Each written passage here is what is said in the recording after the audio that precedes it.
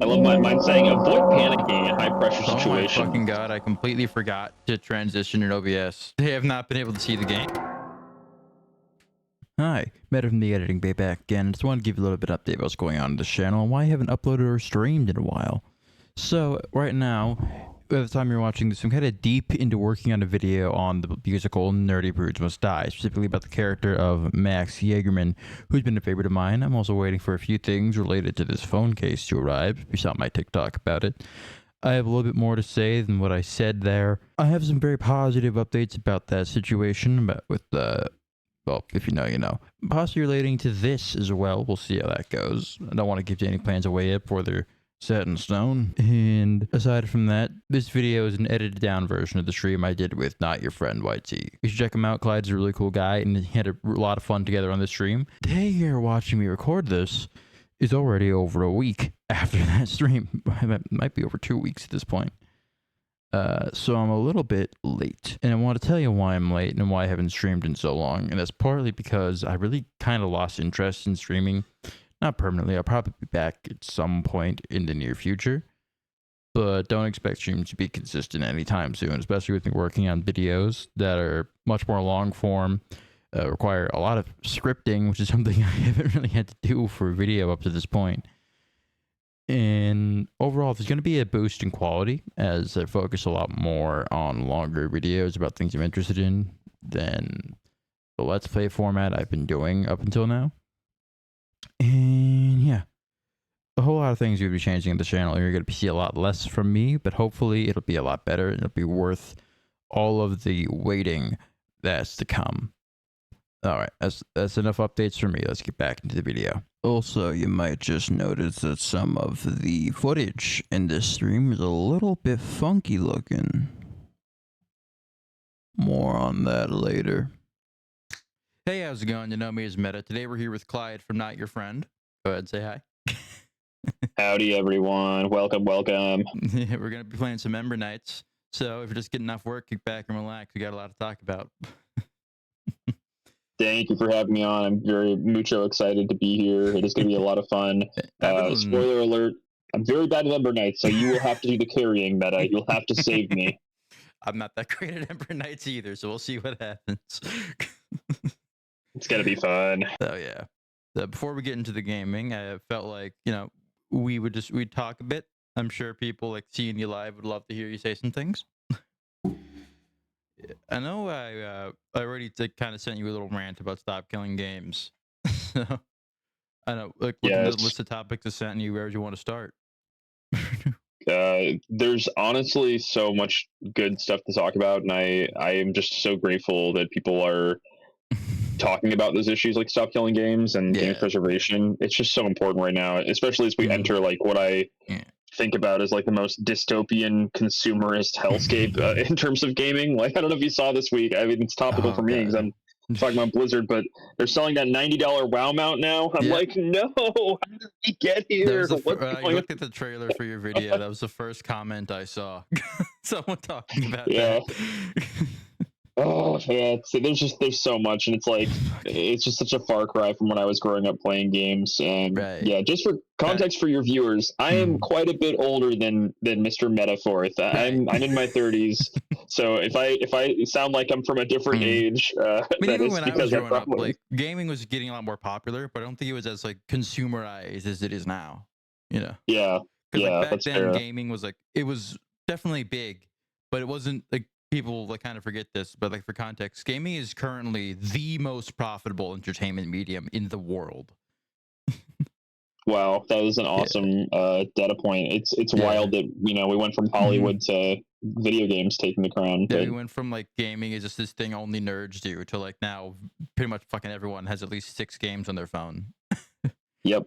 100%, and most of them are gotcha stuff trying to get our wallets to squeeze. Yeah. Like, I got friends who play gacha games. I get that some of them are better than others, but generally it's just like a marketing scheme that kind of like battle passes I'm not big on in general.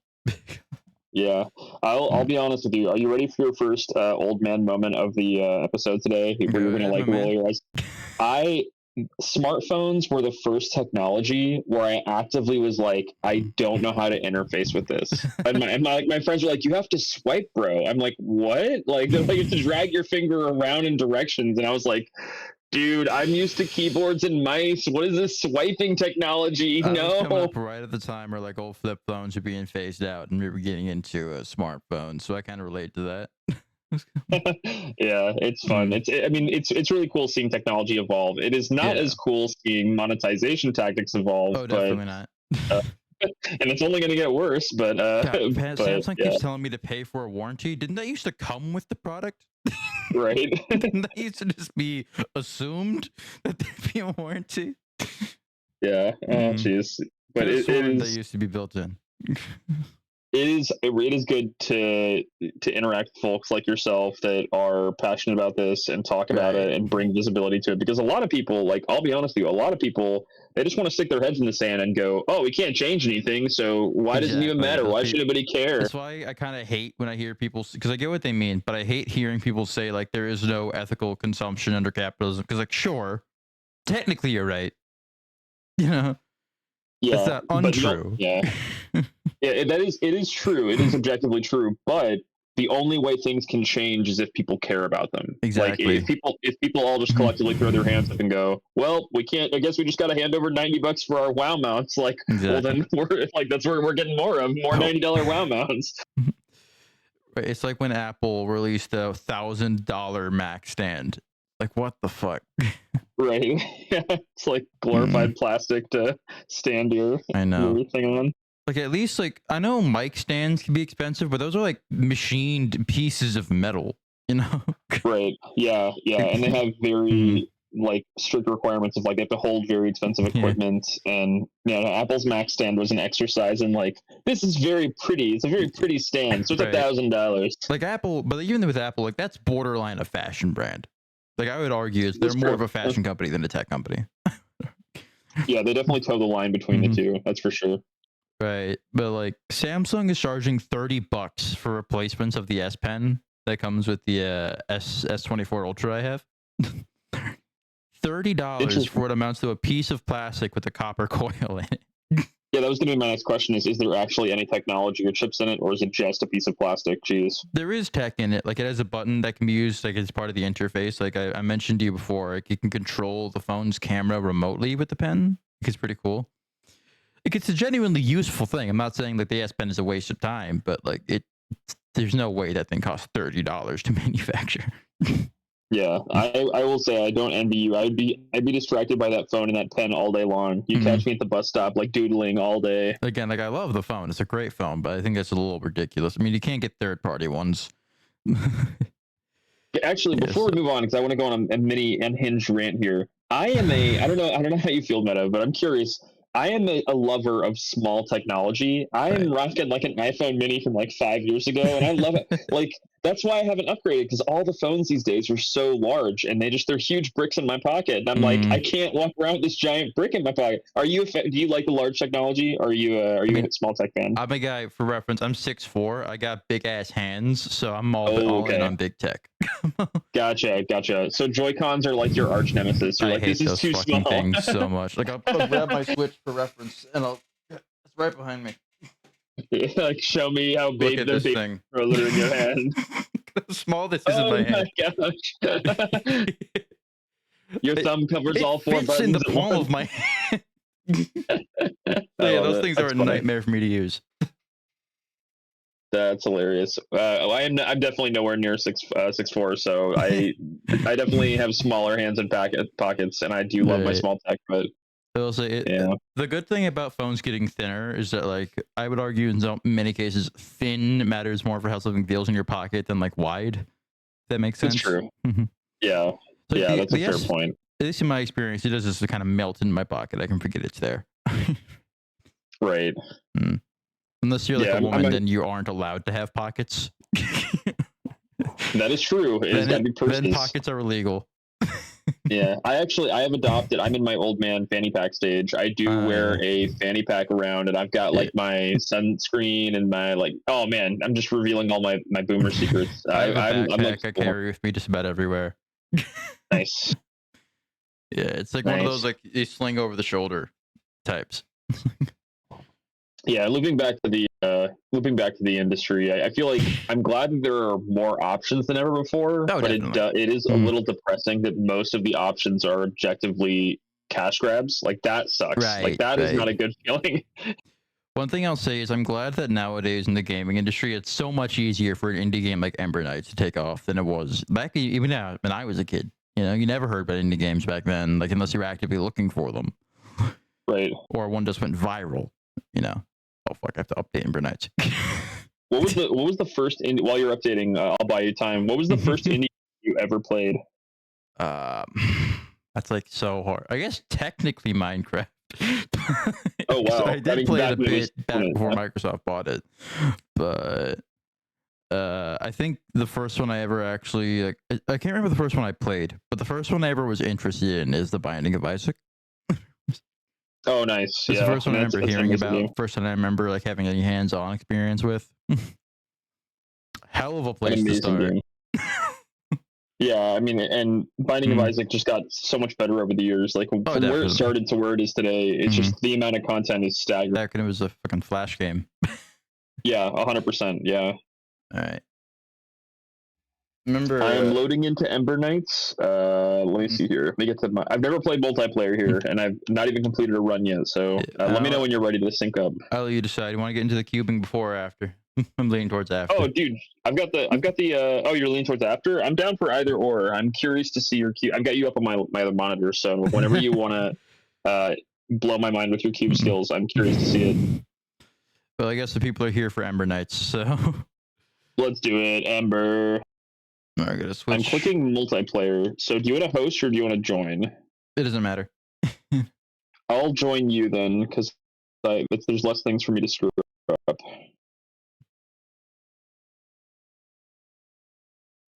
All right, let me just get this to capture the game. Do it. While you're setting things up, I will talk a moment about one of the first indie games I remember playing. It was a side-scroller platformer beat 'em up called Guacamelee. I don't know if you've heard of Guacamelee. It is The it's like name's luchadors. familiar. It is so much fun. It was from Drinkbox, and they're just an amazing studio, and just such a cool, fun game. If you're into like cartoony side-scroller beat 'em ups and you want some luchador action, Guacamelee and its sequel Guacamelee 2 are a good time. They're very, very fun. I might look into it. All right. If you're already in the game, then go ahead and send an invite. How do I do that? That's how old I am. I'm at the host or join screen. Click multiplayer. I'm gonna switch to save. I'm gonna stay on the save I'm on right now. I'm going to be hit overpowered. host. Nice, and then I'll join you. Public private.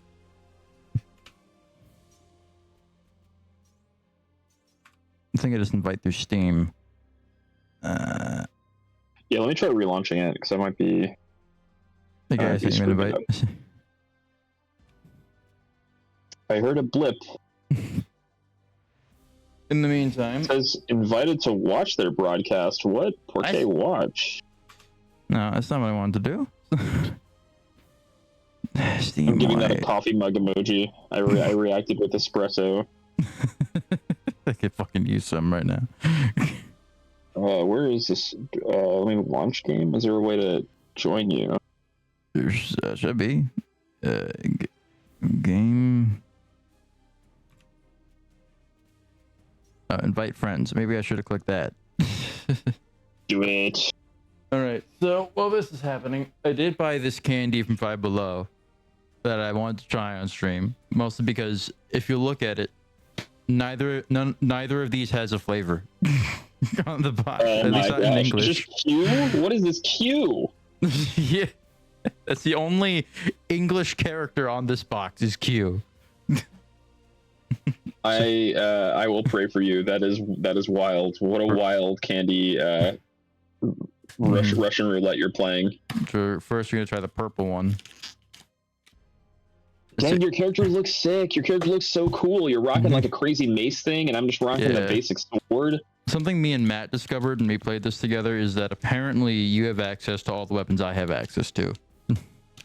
Oh, interesting. That's pretty cool. Just want to fucking open. There we go. I hate packaging like this.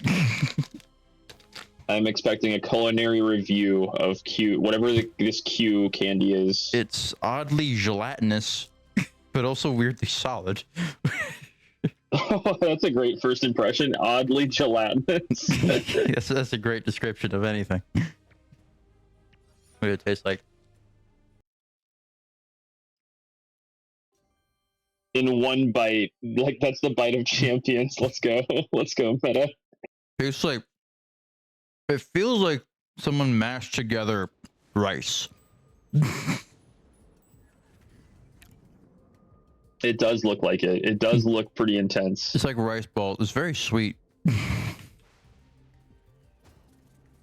All right, I will follow you. Did you go up into the rift? I'm gonna grab my scythe. Oh, nice. Do it. They're dusty. You got all these people around. Look at all these characters you've got in your thing. Man, I don't have any of these people here. My thing's all empty and sad. I have the shopkeeper. Did you already beat the shit out of Asper? No, I don't think I have yet. You can beat him up. That's funny. You get a special item for doing it. Oh, nice. Let's go. We get an achievement. Mm. Let's go. That's assaulting the old man, essentially. That's so funny.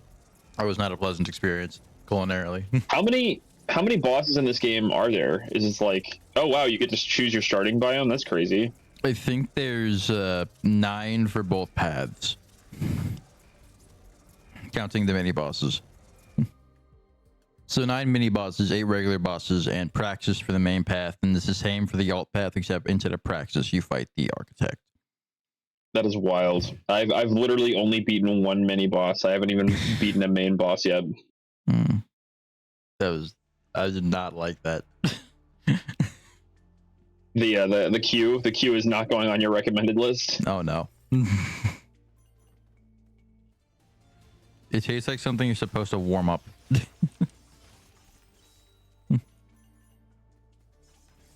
I can't tell which ones are actually worth breaking. Like, are these pots? They always have stuff in them. The pots always have coins, yeah. Okay, nice. It's a book bag. I'm gonna take ballista. That's a really good skill. I don't. Conjure magical bolts that seek. Yeah. Man, there's I'm an old actually man. a secret that requires blast bomb, so I usually wind up taking that in the first area. Let's do that then. I'll let you know if I see it. Let's see what's in here. Wait, so next time we see an apple, I'm gonna show you something you can do with the scythe. I think it's only the scythe. Oh, okay. All right. So some weapons have like unique interactions with the apple. I know the hammer can create applesauce, which gives you permanent extra health. Oh wow, that's crazy. Yeah, it increases your max HP. It would be a better way to put that.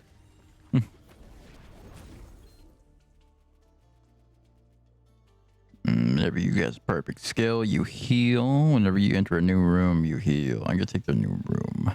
Yeah, I'm a noob, so that'll be helpful for me. Your first weapon hit on an enemy deals bonus damage when you stun an enemy. Whenever you defeat an enemy, you enter stealth. That sounds epic. Let's do that. All right. So I think the one I got only applies to me. So the right is max health, left is increased damage. Which one do you want to take?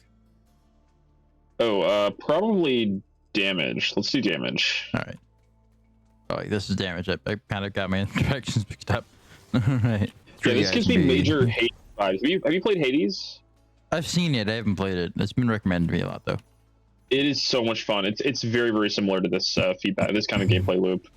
Yeah, I'm probably gonna try it at some point, but probably around the time I get my next check. Yeah, it's one of those games I've just never stopped hearing about, so I assume there's something to it. Yeah, the first world enemies are usually pretty easy to do perfect dodges on because their attacks usually move pretty slowly. Gotcha. Like the deeper you get, like the less reaction time you have. Man, that scythe is putting in work. Yeah, I virtually never go for the coins. I usually go for the permanent progress. Yeah, that makes sense. Usually I'll take just about anything over coins. Yeah, it's very similar to my approach in Hades as well. Like, the resource requirements for the permanent progress are so high as well. Ember Knights is generally a bit more forgiving about that. Like, the commented on stream before, it's definitely not one of the harder roguelites. Yeah, I would say places on the lower mid tier of roguelite difficulty in my experience. Like, you know, any roguelite's gonna take some doing, but in general, I don't think it's like one of the harder ones. So the glowing mushrooms in this area always contain health pickups. Oh, nice. That's helpful. Yeah, the big glowing blue caps. And generally speaking, there always are health pickups in the mini boss rooms. There's always health pickups before the bosses, before like the actual bosses. Oh, I'm taking some unnecessary damage. There we go. And if you pick this up, you'll get a new skill after this run. I'm gonna pick up the extra health and the crit chance. I'll leave the other two for you. Yeah, we found out, me and Matt, the hard way, that those are not individualized. Oh, really? Gotcha. Take the void amulet. Gotcha. I'm sure you've noticed by now that timing a skill right causes it to do well, usually extra. This is a health potion. Can I buy the health potion for you? I don't know. I don't need it. I'm only at 29. Oh, I already bought it. I bought it. Right. Oh, you can. F's in chat. Let's get it now. All right, let's move on. All right. Yeah, so with the scythe, the more enemies you kill, you charge up like a little slash attack that debuffs enemies. So the left is max skill damage, and the right is just general damage. What do you think is better? Like, I've not been much further than this. I made it to the first boss, but I was not able to defeat them. This is max HP, and this is movement speed. I'll take the move speed.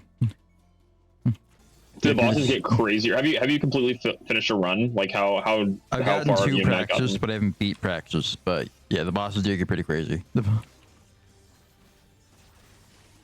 Oh damn, that's exciting. So I'd say the bosses in the Ice Kingdom are actually a bit easier than the bosses in this area. That's interesting. Both of those are pretty good. Yeah, the other one, the way it works is like it's 40 healing maximum, like across all players. Gotcha. That's one thing that is very stingy in Hades, is that the game seldomly heals you. Like you really the success in Hades comes from just not taking casual damage. Right. So it's kind of how Isaac is too, like to a lesser extent, but it definitely is stingy with like especially increased max health. It tends to matter a little bit more since repentance. No, oh gosh, is this a boss? Is this him? This is the boss, yeah. Oh man. All right, let me just grab one of these health pickups. Eat it. Let's go. Maybe you went for one even though you have full health. Yeah. Just to make sure. Oh, dude, I love turkey legs. When we go to Ren Fairs, I eat turkey legs all the time. Do you like Ren Fairs? I freaking love. I've never been to one. What? Dude, Yeah. If you come up to Seattle, we got to take you to one, man. You get a turkey leg. It's good fun. My only experience with Seattle is playing Infamous Second Son, but I would love to go there someday. Have you played Infamous Second Son? I have not. I've not. I've seen gameplay of the original Infamous though. Yeah, Infamous 2 is like my favorite game.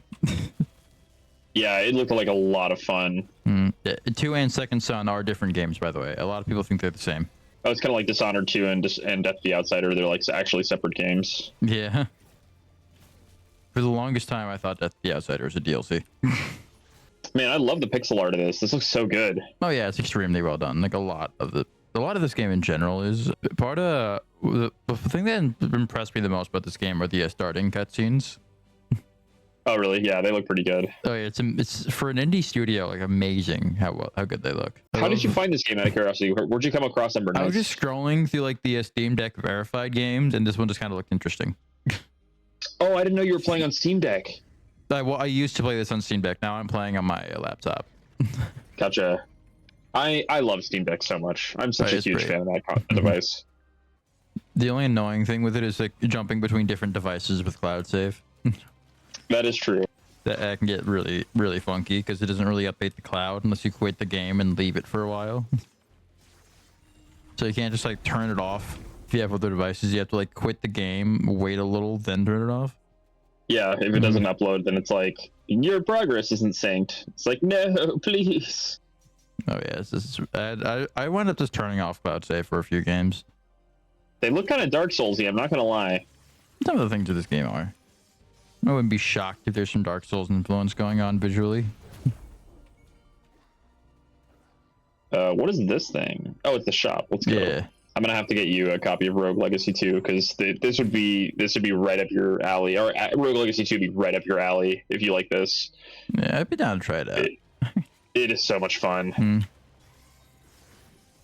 Right now, since I'm like kind of going down, like, you know, how often I upload and like how much I cut down streams, and also got to be kind of going down in like concurrent series, with Ember Knight sort of being the exception. I'm just gonna keep going with Ember Knight till I get tired of it, I guess.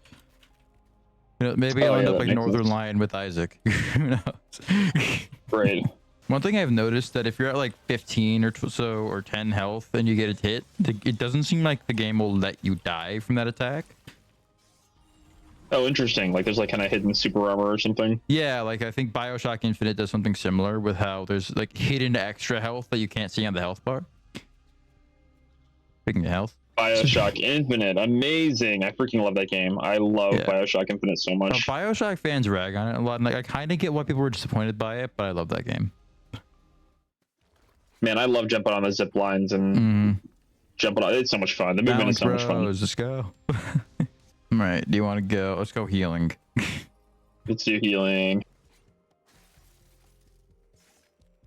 You just kind of sit there and I guess draw. I'm gurgling. I'm gurgling. All right.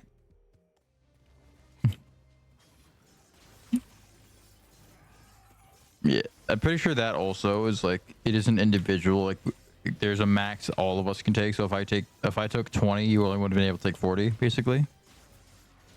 Oh, gotcha.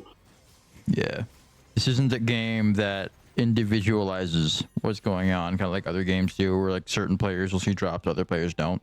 Yeah. I forgot. Have you played Dead Cells? Yes, I love that game. Oh, so good. Dead Cells is so good. Yeah, I remember in my first stream I was talking about how this feels like something, but like very much between Isaac and Dead Cells. Yeah, yeah. Like, again, high praise coming from me. Yeah. Dead Cells is great. I mean, it's challenging, fun, awesome weapons. It definitely kind of resembles how timing-based Dead Cells is. There's a lot of emphasis on doing everything like perfectly. Yeah, you're right though. This does kind of give me vibes of like a cross between Dead Cells, like in terms of Dead Cells art. Like I feel like Dead Cells pixely graphics are kind of represented here as well. The timing is like the perfect timing stuff, definitely. The Dead Cells is really heavy on that. Oh yeah, especially the dodges.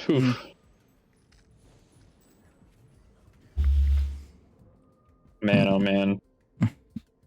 Yeah, I haven't really done much with the Ember Tree yet either. You gain starting gold, you gain max health after beating bosses. Yeah, it's all really still all really powerful upgrades in there.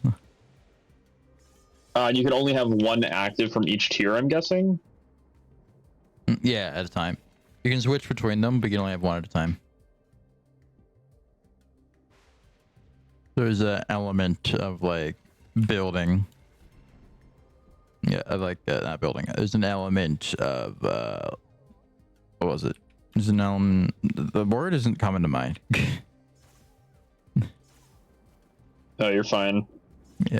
I'm gonna gift you a copy of Hades, and you can let me know what you think. It's definitely less customized. It's more narrative driven. Like there's more of a working story, and the art is great, and the voice acting is great. It's a lot of fun. Yeah, thanks, man. And the sequel is in early access right now, which is also a lot of fun. I think Matt plays Hades. I think he's talked about it. We have one viewer. I think that's you. Yeah, if there was a recovery ring in Hades, it would make it a lot easier. Yeah. I know Hades has a reputation for being on the more difficult side of roguelites. So like that's one thing. Yeah. I really enjoyed Hades, but I will say, particularly some of the final boss, like basically the title boss, Hades himself, has some ridiculous attacks. Chronos as well in the DLC also has some crazy attacks too. Yeah, I feel like I'll enjoy that one. I've gotten enough recommendations from people who I play a lot with. It's like D&D. Everyone's surprised I haven't played it before. Oh man, you'll love D&D. I'm almost starting to get a little upset at how many people assume I played it. That's funny. Like anytime someone brings up D&D and they're like, "Oh, have you played it?" I'm like, "No," and they're like, "What? What?" That's like, you can be less surprised. I don't know if it's like a vibe I give off. It's funny because like there's such a like D&D like is such a ambiguous term at this point. You take the damage. I don't take the vigor. Will the vigor heal you if you take it? Oh, I guess we can't. I guess we. Yeah, let's do the vigor. Right. But D&D is like gaming, which is like gaming can refer to like any number of things, and the same is true of D&D. Like you can play it casually or really, really high fantasy or it's such a vague term at this point. Right. Yeah, I feel like D&D is almost interchangeable with tabletop nowadays. Exactly. That's exactly right.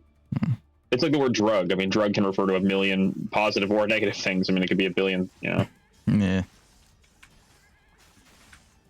a lot of like words that like, kind of became generic terms, even though they used to be really specific.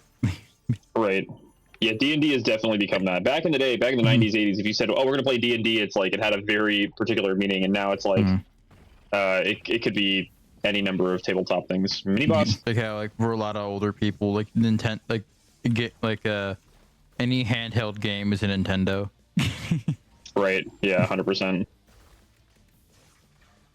I know my mom is like that sometimes. Which is funny now that like handheld like mini PCs like the Steam Deck and ROG Alloy are getting pretty strong. I have actually not seen a ROG in person yet. Have you seen one? Are they good? Like I've heard, like I know one of my friends has one and he like, generally likes it. I don't know if it's better than the Steam Deck though. I love my Steam Deck, man. I know it runs Deck Windows, so it's definitely more compatible with shit than Linux. It's like, I don't know about you, but like, consistently the Linux part of the Steam Deck has been like the one part I really don't like about it. Yeah, that's fair. Because like not only does it cause like problems with like compatibility, like I can't play Destiny 2 on it because it has an anti-cheat that's not Linux compatible. Because I think anti-cheat software relies on like access that Linux just refuses to give any program. Which is like part of the main benefit of Linux. Like it doesn't like, it hates anything that tries to like get into your data, but that also causes problems with anything that needs that data. 100%. Yeah. I try to go into desktop mode on Steam Deck as little as possible. I've gone into it a bit more than I think most people do, just because I like downloading like emulators, stuff like that. Nice. Yeah, I've heard EmuDeck is really powerful. People are like, download Yuzu, download Switch emulators. It's a very powerful emulator. I cannot legally condone piracy while streaming. That's true. Yes. Let's say that. Yeah, 100%. And I will not make a further comment on it. Yeah, that is fair. I'll just try rocking with the sword. I like the sword.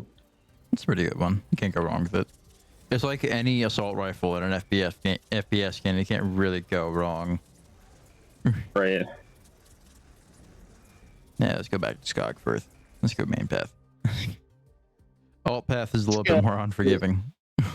Oh yeah, I got destroyed. Relic Corpse can return to Esper to unlock new relics. Yeah, I feel like with this point, I've already figured that out. Game, you don't need to tell me. I love mine saying, avoid panicking in high pressure situations. Oh my fucking god, I completely forgot to transition in OBS. They have not been able to see the game. That's right. I completely forgot to actually transition to the screen where the game is shown.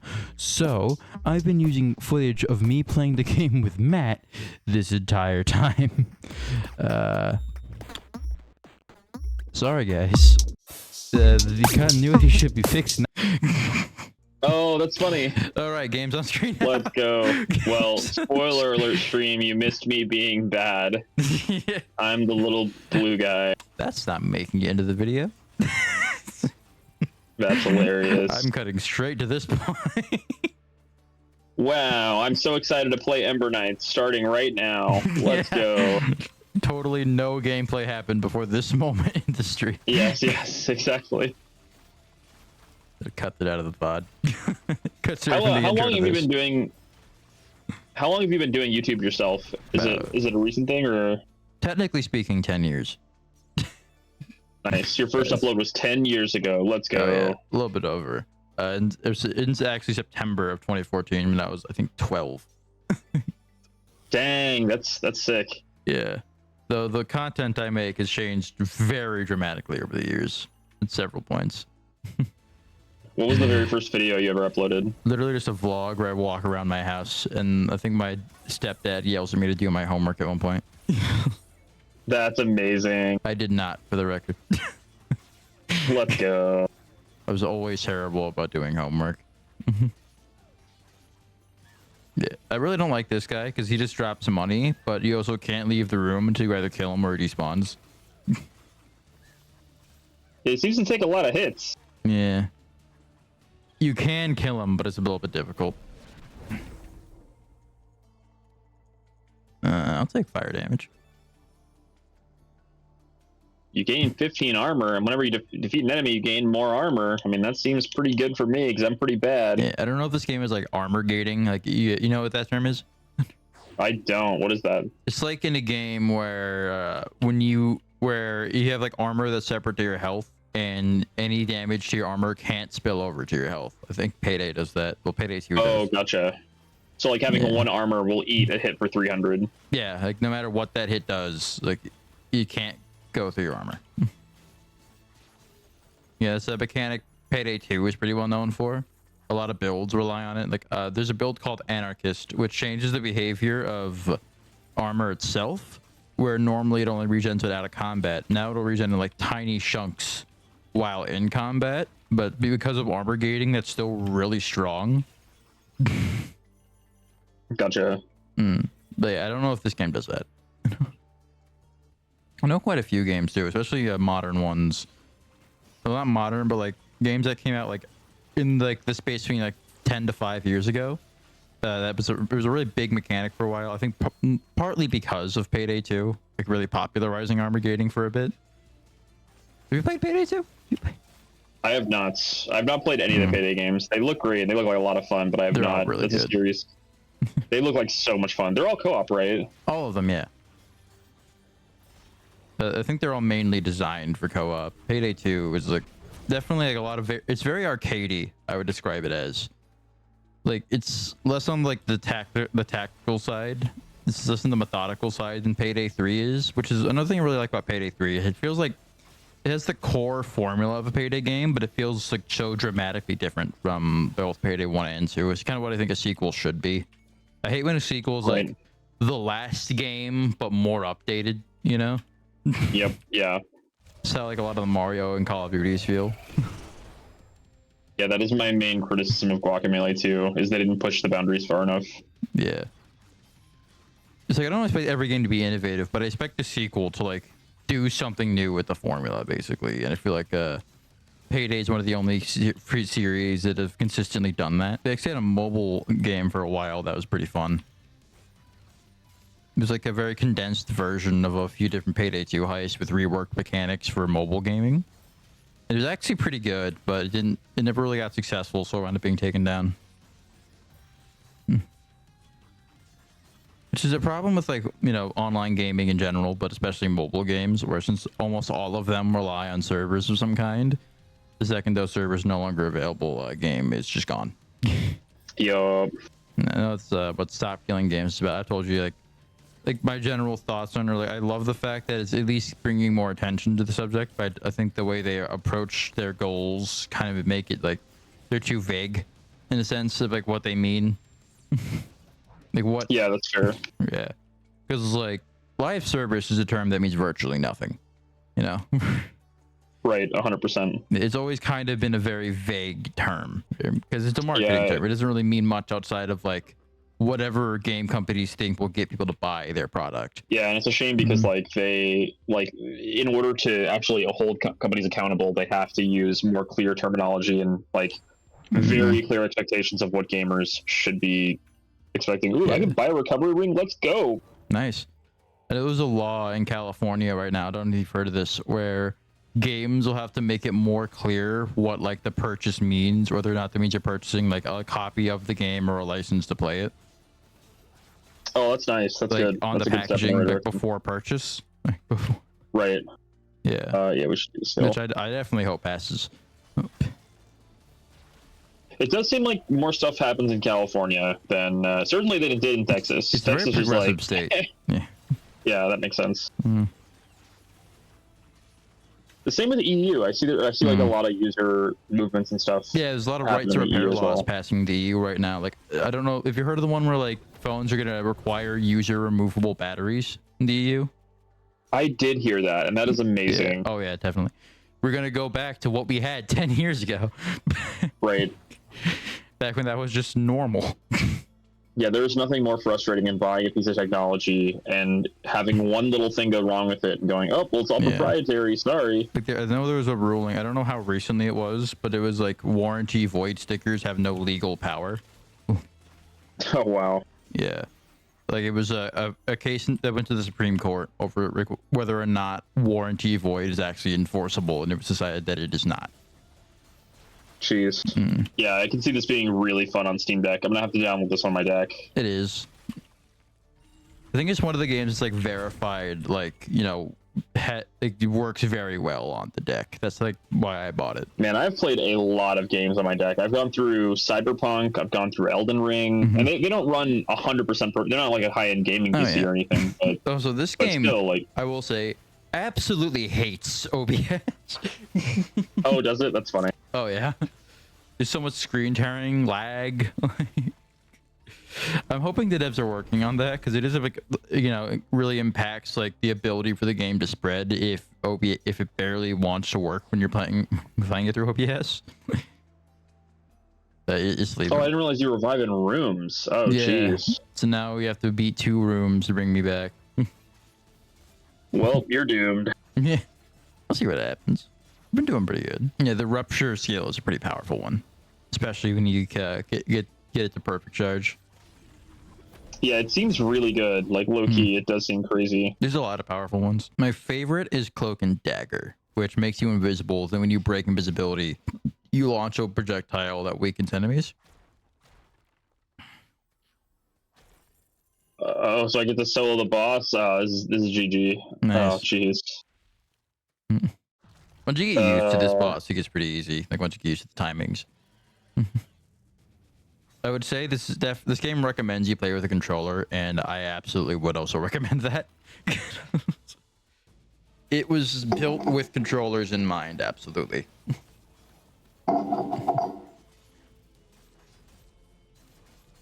I think part of what makes it like weird with the timing on mouse and keyboard is that it was designed with like, you know, with like unlimited directional movement in mind, which you can't really do with 4 arrow keys.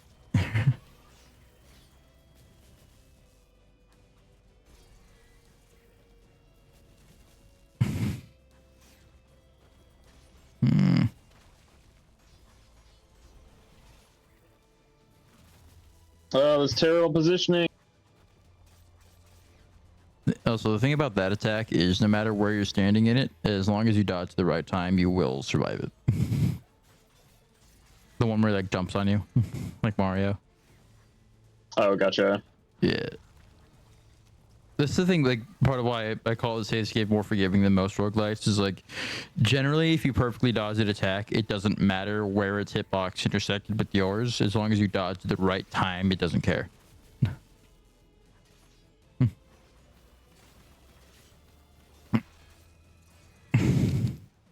Like, its hitbox can be all over yours, but so long as you hit dodge at the right moment, then you survive.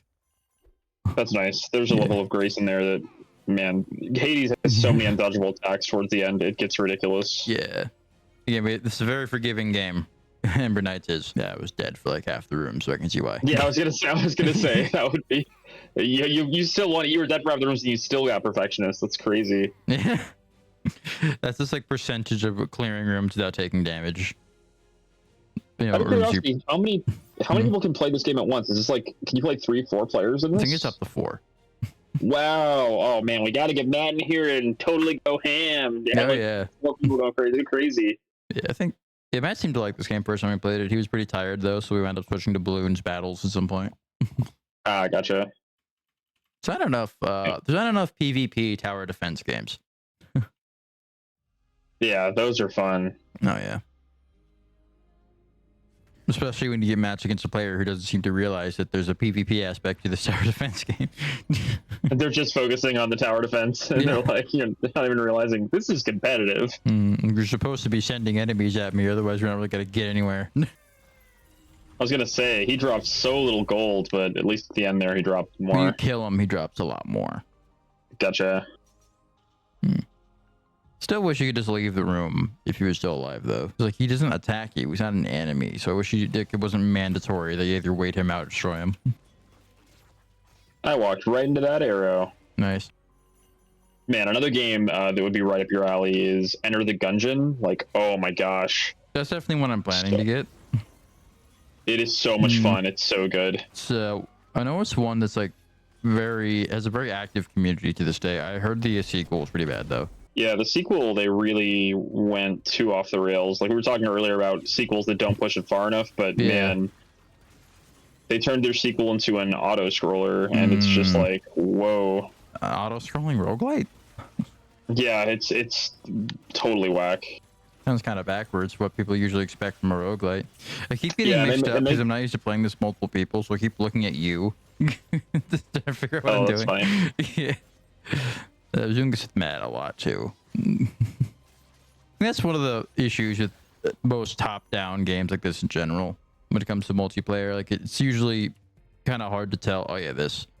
Is this a boss or is this somebody friendly? It's friendly, kind of. Kind of. Love it. You're just saying something tasty. Yeah, what the heck? Oh, okay. It's the king of mimics. Let's go. Oh god. Oh jeez. Oh jeez. It's one of these. Oh man.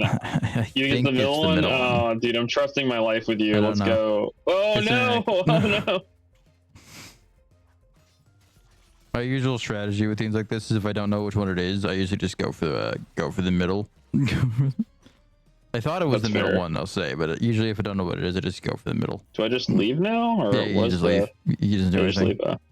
What do you get if you get it right? Usually some item. It's just a free item, basically. Yeah, the King Mimic, I don't know what his chances are, because like a random rare room you can get. Like not super rare, but like rare. I know in the third world that actually has like chests for the item pickups. Like he can his mimics could just spawn. Mimics are one of those monsters that, despite being super iconic, like, they never seem to show up anywhere. Right. They're relatively uncommon. They're like how I was low-key bummed they didn't show up in Elden Ring. Yeah, I've never been a fan of the Soulsborne games myself. Like, not that I have anything against them, I just don't really like them. Gotcha. Whenever you defeat a burning enemy, it explodes. Man, if I had burn, that'd be amazing. Yeah. While you have more than 150 gold, you gain bonus move and crit when you use a skill. Look at the crit. All right. I think it's just regular phalanx. No, it's the one who constantly throws. I think this one just has more health.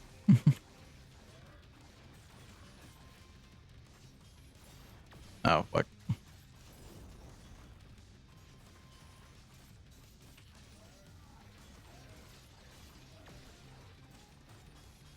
Did you get so much health? I just noticed your health.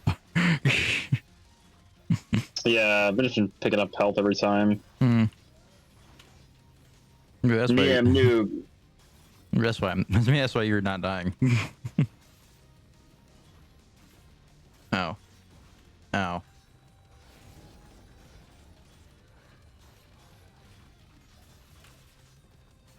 No, next time we have you on, we should definitely see if I can get people around play some prop hunt. I feel like you'd enjoy that. That would be great. You know what prop hunt is, right?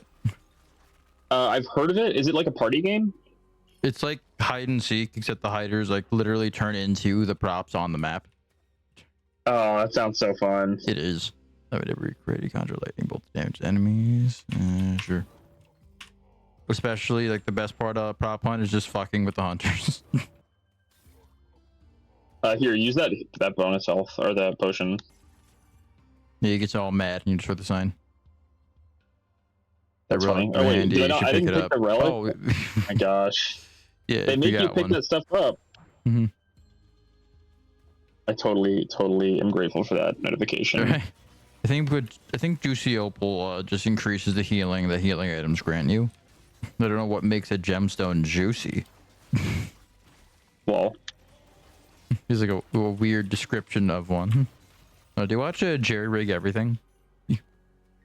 I do not. What is that? I've not even heard of it. It's a YouTube channel where most of what he does is like review the durability and repairability of phones.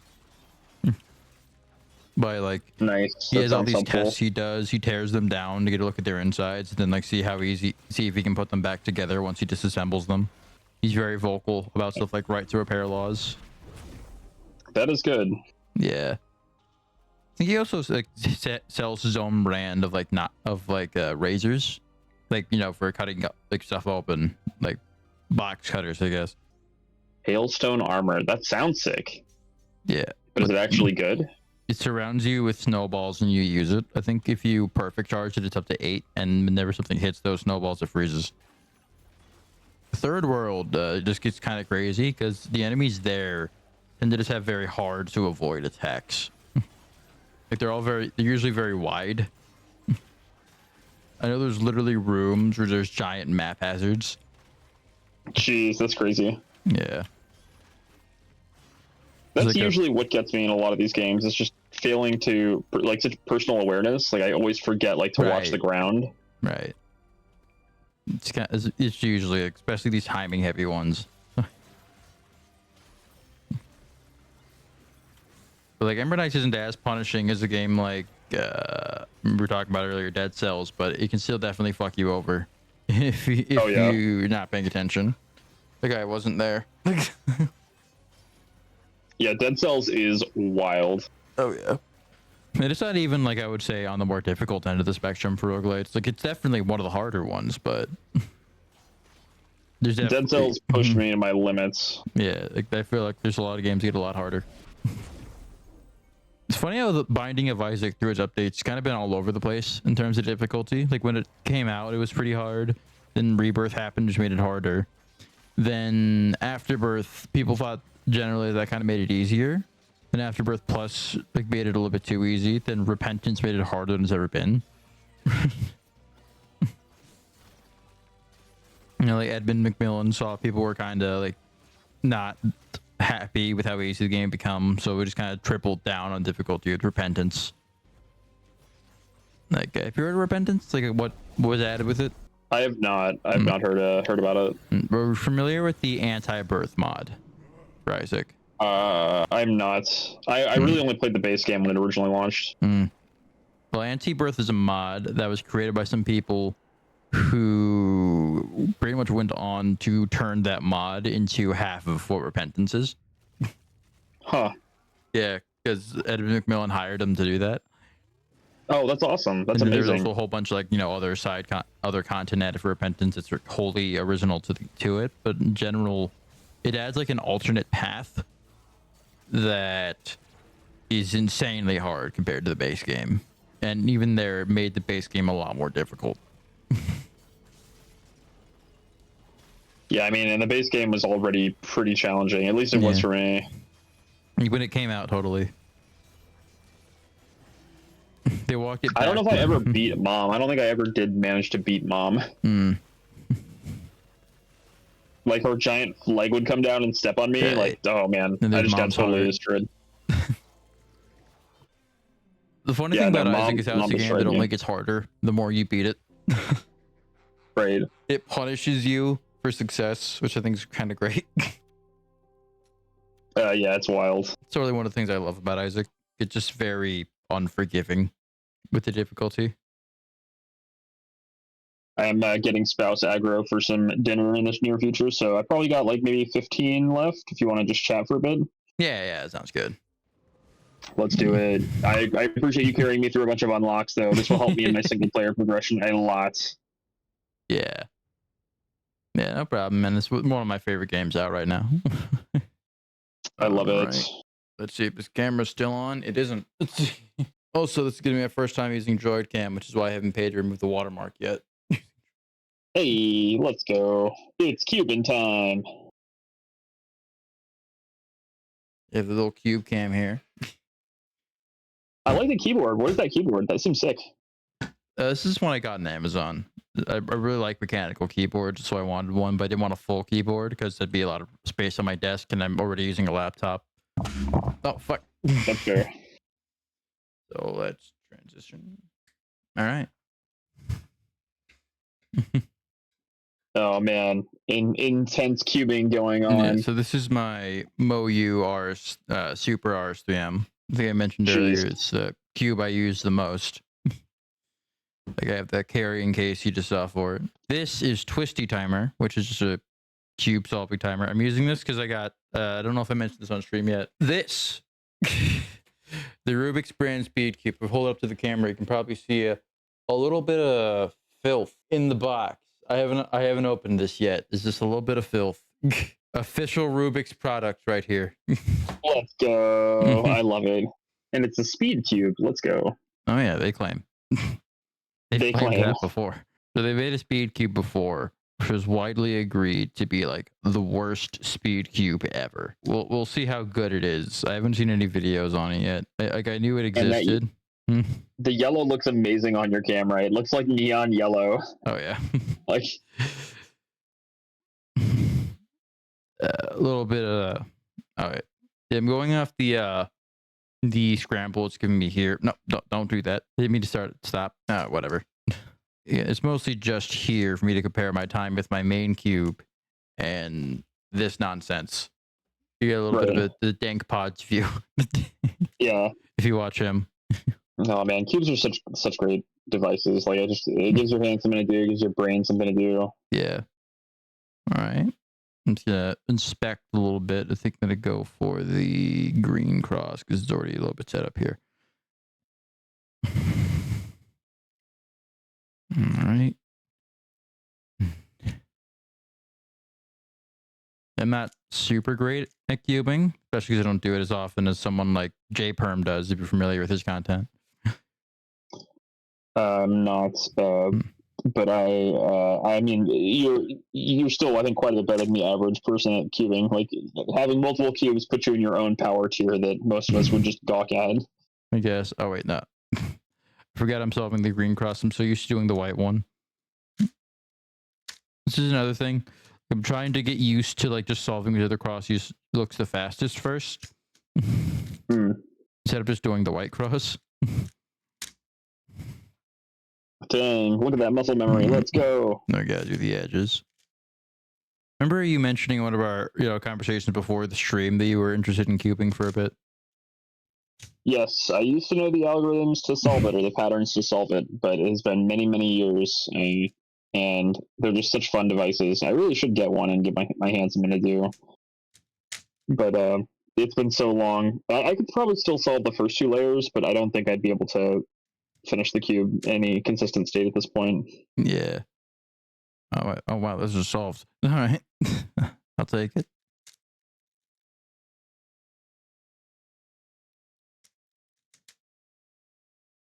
All right.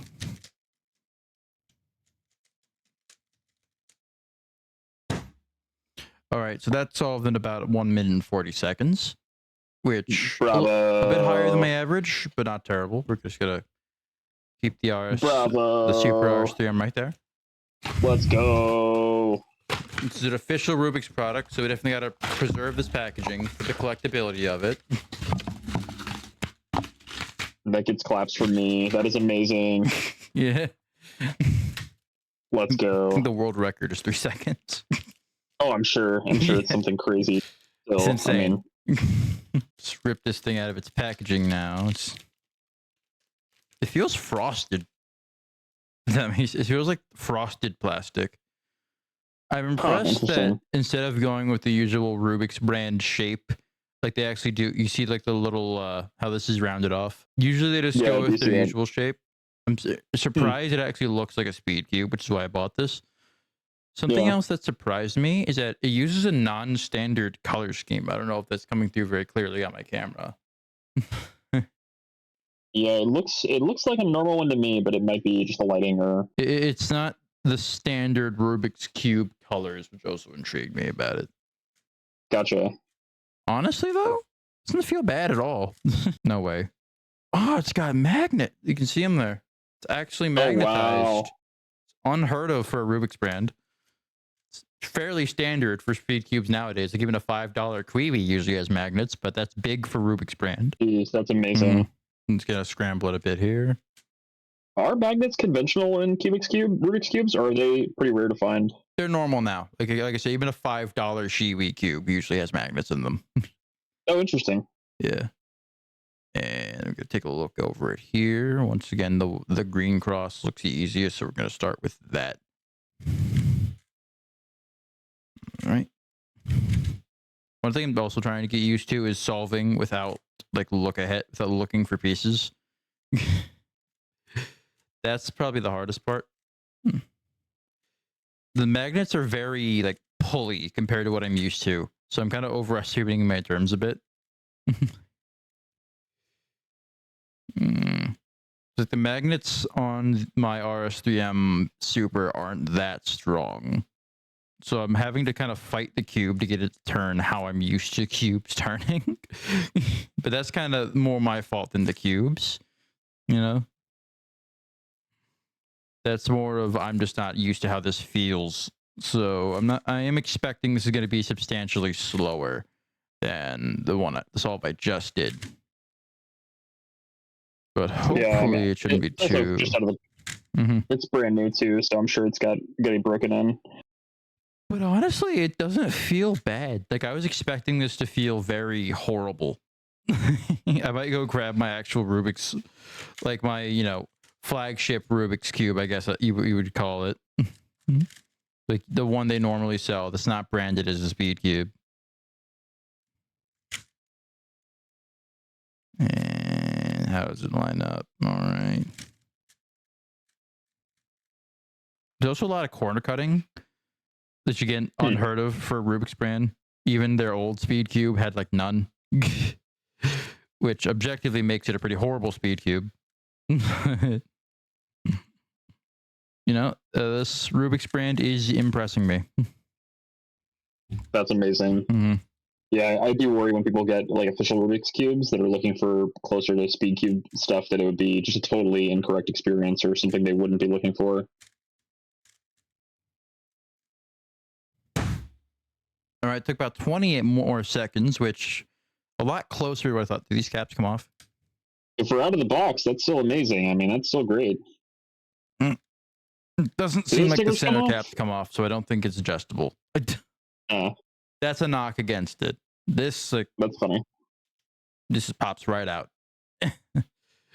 So that takes points off, but I guess they might also do that because they're concerned about like 5-year-olds getting their mom to buy this for them. So I guess that might be a durability thing, and it's always been a big thing with Rubik's brands. But it's not horrible.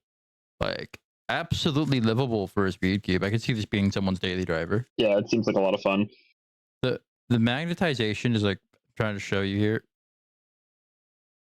You can kind of see it's very strong. Like if I compare that to my Moyu, yeah, like it almost doesn't like it helps it keep its lining, but it doesn't start pulling nearly as soon as the Rubik's brand. So I was kind of fighting that, like my instincts with it. But other than that, like honestly, I might even end up recommending this. That is amazing. Let's go. Making good official products. Yeah, it does feel good. It's almost I've noticed the same size. I think it's like a little smaller than the RS. I think it might be like a millimeter smaller, but it's very close in size. Let me also get my V5. I have in the little robot case it comes with. Gotcha. Oh, that's adorable. Let's go, robot case. Here's the V5 for reference, which is also much smaller than, I guess it doesn't look like much, but it makes a difference if you're using it. Oh, wow. Yeah, it's a little bit closer in size to the V5, which Used to be my daily until I got the super. Also, That like, is amazing. Moya cubes. I love the robot storage case. That storage case is amazing. I'm glad you like it because I did not want it. There's no version of this cube I could buy that came with what I wanted, like the ball core one, but didn't have this. So now I use it as a decoration, basically. Nice. It just kind of sits in my background whenever I'm streaming. And then That's amazing. Last cube. It's been sitting right there in my face cam the whole time. Let me grab it. Let's see it. Doesn't fit. What on earth? Here it is. That is gigantic. That is absolutely insane. So people call the Super RS3M a big cube. This is a big cube. Yeah, that is a huge cube. Have you ever actually used it, or is it still in the box. Is it functional? That's funny. I think it's functional. It's gigantic. That Also would be got this wild. at 5 Below, so there's no way this thing turns well. It comes pre-lubed and it's good to go. Big as my head. That is insane. What a huge cube. That is amazing. Oh, it turns all right. Wow. Oh, that it is so turns. wild. Oh, jeez. It's catching on every possible seam. Oh, gosh. Jeez. It turns, but it doesn't want to. That's hilarious. I feel like if I keep turning this thing, I will break it. And we established from the stream earlier, you have large hands, so that's a huge cube. It's almost as big as my hand. That is wild. Almost entirely fit my hand on it. That is amazing. It's weirdly lighter than I thought it would be. Yeah, it looks gigantic. It looks massive. The fact that it's like twice the size of your keyboard in height is just crazy. It's huge. It's like bigger than your monitor in front of you. Like, it's gigantic. I don't know. If I get to 50 subs on Twitch by the end of this year, I will solve this. Let's do it. We can make it happen. That's amazing. Yeah, this is a lot of fun. I'm down to meet Matt and play some more. Oh yeah, we're gonna have to set up another stream someday. That'd be a lot of fun. Thank you for having me on. I'm gonna run out. My partner's gonna get this aggro off me and get some food. So I appreciate you having me on, Mr. Metaforth. It was great so having much freaking fun. If anything pops up and you want to jump on, I'll have you as a guest on our next episode of the YouTube series. It'll be a lot of fun. I'd love to be there. Feel free to hit me up if anything pops up in your neck of the woods. All right. Yeah, have a good one. GG, sir. Thanks for carrying me through Ember Nights again. You're the best. I would love to play some Ember Nights with you anytime you want.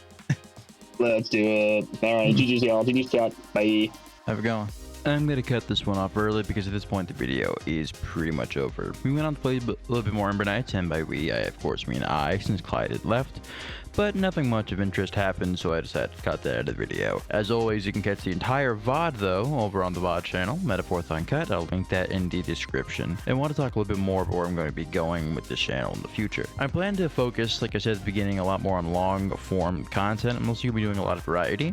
The stream isn't over. I have plans for that. That's going to be on the back burner for some time until I get this video out. I have a lot of ideas for the stream. I'm going to be turning it into more of a variety show thing, where I'm always going to have a little bit of gaming in there somewhere, but I'm also going to have cubing. I'm going to occasionally be trying things, maybe trying to make things. We'll see how that goes. And as well, I'm also hoping to update the channels in general. I might move gaming to its own channel. I like the name Metagaming. It's I think it's kind of clever. And yeah, there's a bright future for the Metaforth collective of channels, I guess, going ahead. It is not the end of Metaforth. I'll reassure you. There's only a bright future ahead for the channel, and I hope that all of you who are already here stick around, and I hope that we get a lot more rats in the cage going forward.